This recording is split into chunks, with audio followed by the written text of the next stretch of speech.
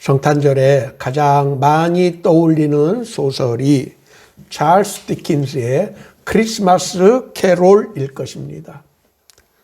지독한 구두쇠로 이웃들에게 원성이 찾아 했던 주인공 스크루지가 지옥에서 고통을 당하는 자신의 친구의 유령을 보고 자기의 잘못을 뉘우치고 자비와 선행을 베푼다는 가슴 훈훈한 이야기입니다. 걷잡을 수 없이 확산되는 코로나 팬데믹으로 모두가 시름에 잠겨있는 이 시절에 이웃에 대한 나눔과 배려는 고난을 이길 힘을 우리에게 가져다 줍니다. 크리스마스 캐롤에서 뉘우친 스크루지 영감의 선행처럼 가슴 훈훈한 사연과 일들이 우리 주변에서 많이 일어날 수 있기를 기도합니다. 아기 예수님의 탄생을 기념하기 위해서 그리스도인으로서 우리가 해야 하는 일이 무엇일까요? 아기 예수님이 이 땅에 오신 목적에 합당한 어울리는 일을 해야 합니다. 바울 사도는 에베소서에서 예수님께서 이 땅에 오신 목적에 대하여 그는 우리의 화평이신지라 원수된 것 곧 중간에 막힌 담을 자기 육체로 하시고 십자가로 이 둘을 한 몸으로 하나님과 화목하게 하려 하심이라 원수된 것을 십자가로 소멸하시기 위해 오셨다라고 하였습니다. 편견과 갈등과 증오로 서로가 서로에게 원수된 것처럼 서로를 미워하는 일을 그치게 하시기 위해 예수님은 이 땅에 오셨습니다. 그런데 대통령 선거를 앞두고 우리 사회에서 벌어지고 있는 일들은 자신과 의견을 달리하는 사람을 마치 원수처럼 여기고 미워하고 있습니다. 아기 예수님이 오신 것을 기념하기 위해서는 우리는 그가 오신 목적에 어울리는 삶의 태도를 보여줘야 할 것입니다. 그것이 성탄절을 성탄절답게 보내는 일일 것입니다. 그리스도인들은 우리 자신이 화평의 도구가 되어야 합니다. 오늘 본문의 말씀은 로마 교회의 성도들에게 하는 마지막 당부입니다. 이 말씀에는 대통령 선거를 앞두고 서로를 향해 날이 선 감정을 드러내는 우리 시대를 향한 해법이 담겨 있습니다. 우리는 평화와 화목을 강조하는 예수님의 십자가의 사건을 배웠음에도 불구하고 의견을 달리하는 사람을 향하여 증오심을 쏟아내고 있습니다.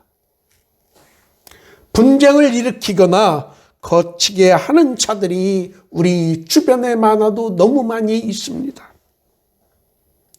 우리 주 예수 그리스도께서 가르쳐 주신 복음은 화평의 복음, 원수까지도 사랑하라는 가르침을 주셨음에도 불구하고 우리는 그 가르침에 어긋나게 나와 의견이 같지 않다는 이유만으로 마치 철천지 원수가 되는 것처럼 미워하고 적개심을 품고 있습니다. 이런 마음으로는 우리는 성탄절을 맞이할 수 없습니다. 우리 사회가 왜 이렇게 되었을까요? 라인홀드 리버 목사님은 그의 책 도덕적 인간과 비도덕적 사회에서 개인 한 사람 한 사람은 도덕적인데 그들이 집단 집단에 소속되면 비도덕적 존재가 된다고 하였습니다. 그 이유로 집단의 이기심이 개인의 이기심보다 훨씬 더 강력하기 때문이라고 하였습니다. 개인의 이기심은 종교의 가르침과 교육 등으로 치유될 수 있지만 집단의 이기심은 치유되기 힘들다고 주장하였습니다. 그러나 저는 그 목사님과는 달리 우리 모두가 성령의 도우심으로 이 현상을 극복할 수 있고 또 마땅히 극복해야 한다고 믿습니다. 하나님의 말씀과 예수 그리스도의 가르침에 우리 모두가 순종하게 될 때, 오늘 본문의 말씀처럼 선한데 지혜롭고 악한데 미련하게 될 때, 타인에 대한 편견을 제거하고 의견을 달리하는 사람에 대한 적개심과 증오심을 극복할 수 있습니다. 우리 사회가 이념과 정당 또 지지하는 인물로 갈갈이 찢겨져 있습니다. 인터넷 시대에 이러한 현상은 더욱더 두드러진다고 합니다. 전문가들은 인터넷이 증오와 편견의 바다가 될 수 있음을 경고합니다. 이런 갈등과 분열을 극복하지 않고는 우리 사회에 화평이 깃들 수 없습니다. 이 갈등을 잠재우고 우리가 평화의 도구가 될 때 우리 사회에 평안이 깃들 수 있습니다. 어떻게 하면 이 사회적, 시대적 병리 현상을 극복할 수 있을까요? 우리 모두가 예수님의 가르침과 그의 마음을 닮아갈 때 우리는 극복할 수 있습니다. 증오와 편견에 사로잡힌 마음을 제거할 수 있는 유일한 길은 우리가 그리스도 예수의 마음을 닮아갈 때입니다. 그리스도 예수의 마음은 어떤 마음이었을까요? 예수님께서는 자신이 이 세상에 오신 목적에 대하여 인자가 온 것은 섬김을 받으려 함이 아니요 도리어 섬기려 하고 자기 목숨을 많은 사람의 대속물로 주려 함이라 라고 말씀하여 주셨습니다.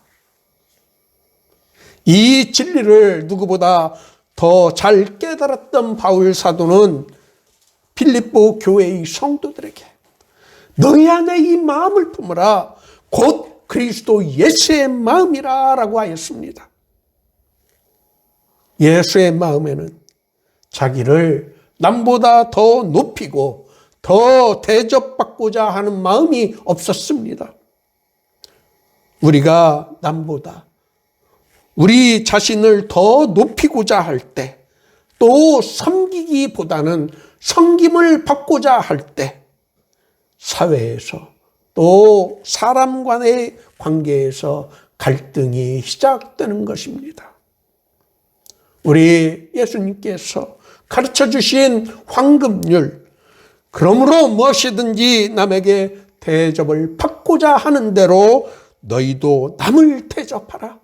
이것이 율법이요 선지자이니라. 이 말씀을 기억하고 우리들의 삶 속에서 이 말씀을 가르침을 실천해야 합니다.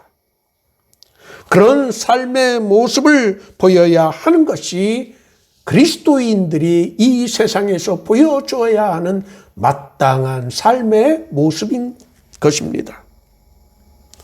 섬기려 하는 마음의 자세가 될 때, 즉 우리들이 우리 마음에 예수 그리스도의 마음을 품을 때 우리는 우리 안에 있는 편견과 증오의 마음을 제거할 수 있습니다. 이러한 삶의 자세를 갖는 것이 복음에 어울리는 부르심에 합당한 생활입니다. 악한 일에 미련하기를 원한다고 하였는데 미련하기를로 번역된 헬라어 원어 아케라이오스는 섞지 않는 또는 섞이지 않는다는 의미입니다.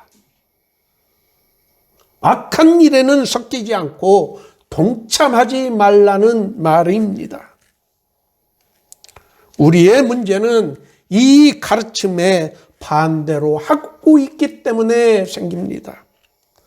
악한 일에는 다른 사람들보다 뛰어나고 자신의 이익을 챙기는 일에서는 잽싸고 영악스러울 정도로 선수가 되고 좋은 일에서는 미련한 것처럼 남보다 늦고 둔감하게 행동하기 때문에 문제가 생기는 것입니다.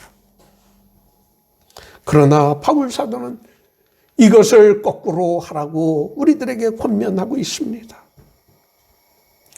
오늘 모두의 교회 예배에 참석하신 여러분 모두가 기쁜 성탄절을 기다리면서 준비해야 하는 것이 무엇인지를 깨닫고 예수 그리스도의 마음을 닮아갈 수 있기를 예수님의 이름으로 축원합니다.